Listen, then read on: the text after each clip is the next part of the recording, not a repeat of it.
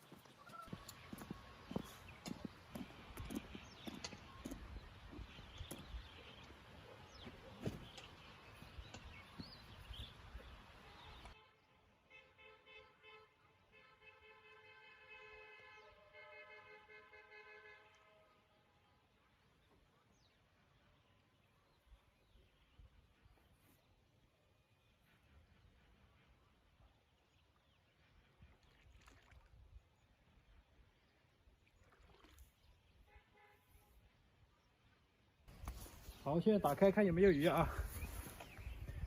好，现在打开看有没有鱼，朋友们，这看不到现在啊。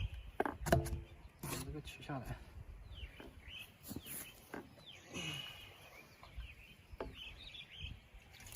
喂，哇，水已经没有了啊，这水已经流干了，可以，这么多啊，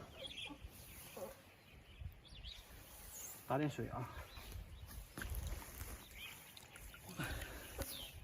还有啊，还有的鱼没有流出来。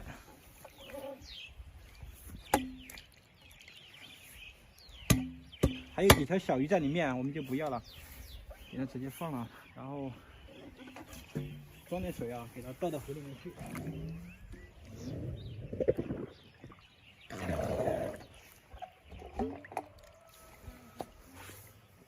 倒到河里面去。哇，看收获还是可以的，朋友们。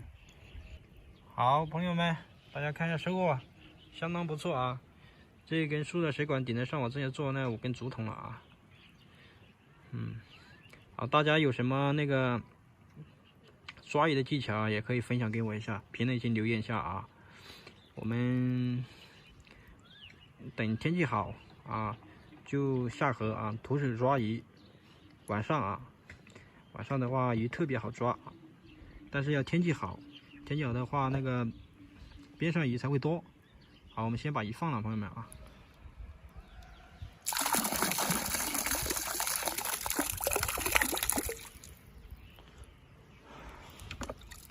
好，朋友们，明天我们继续分享抓鱼视频啊。本期视频就和大家分享到这里，再见啊。